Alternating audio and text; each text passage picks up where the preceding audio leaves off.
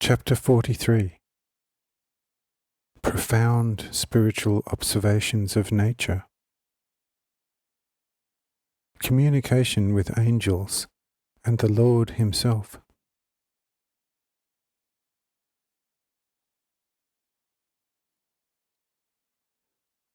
What happens after such a sermon? The people thank the Great Spirit for such enlightenment from their elder. The elder also thanks the Great Spirit and blesses all the listeners after they have offered the prayer of thanksgiving. Then they all leave the temple and go for hikes or walks together in the beautiful hills. They have conversations about the sermon they just heard, but they also discuss observations which they make about some object in nature that comes to their attention during these outings. All of them are inspired by a great friendliness and a mutual participation in everything that one or another may find, and the comments one or the other may have regarding the admirable praise for the Great Spirit. For example, one person will draw the attention of another to the structure of a flower, another to the movement of a cloud, a third to an animal or the flight of a bird, while yet another draws the attention of his neighbour to a bird that is singing, and another discovers the glimmer of a distant lake or river somewhere. There are countless objects to which the Saturnites pay attention on such occasions, and they look upon these objects as at one time the man after my heart did when he observed my works.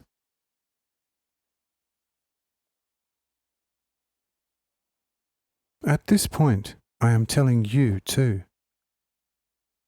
Whosoever observes my works with humble eyes and respects them will always find great enjoyment in them.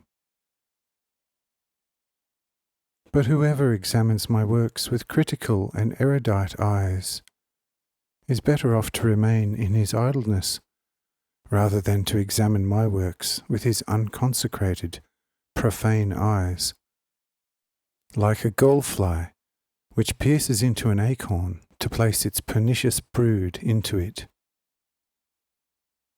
This fruit, when it comes to its bad maturity, cannot be used for anything other than the preparation of a black juice. This juice can be used for the blackening of a white or light surface, but it can no longer be used for cleansing what has become dirty or black. But let us return now to our promenading people. How long does such a stroll take? Until midday. They all gather again in the outer courts of the temple. There they offer thanks to the Great Spirit and have their midday meal in the outer courts.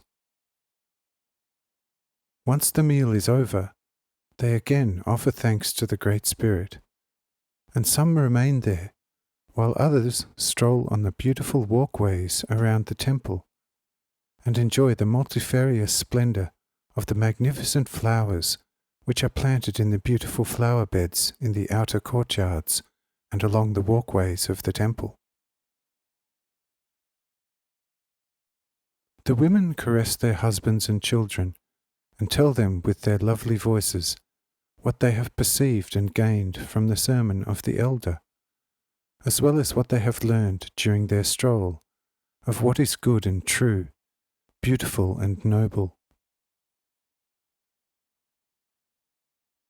On such occasions, spirits and angels sometimes join them and discuss any matter concerning the Lord with anyone.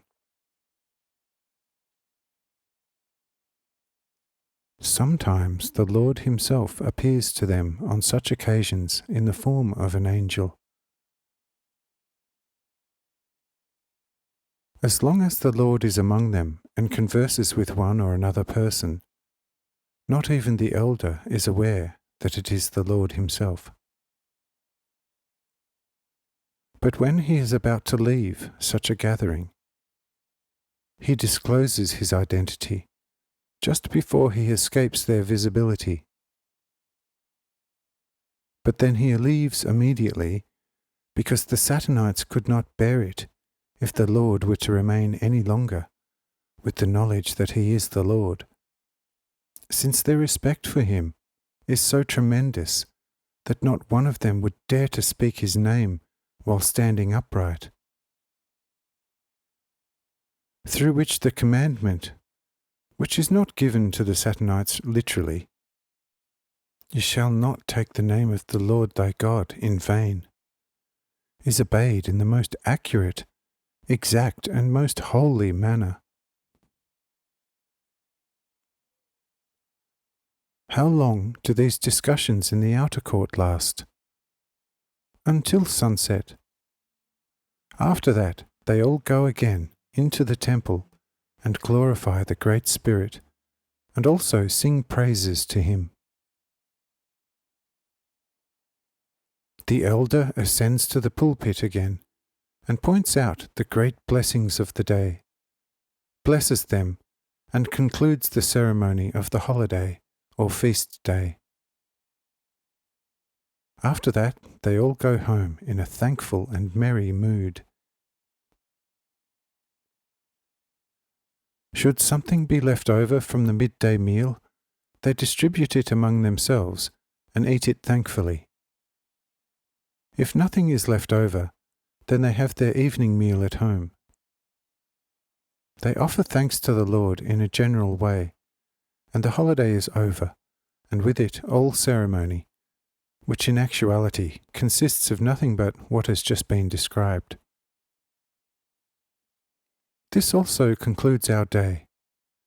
The next chapter deals with the spiritual aspect of the religion.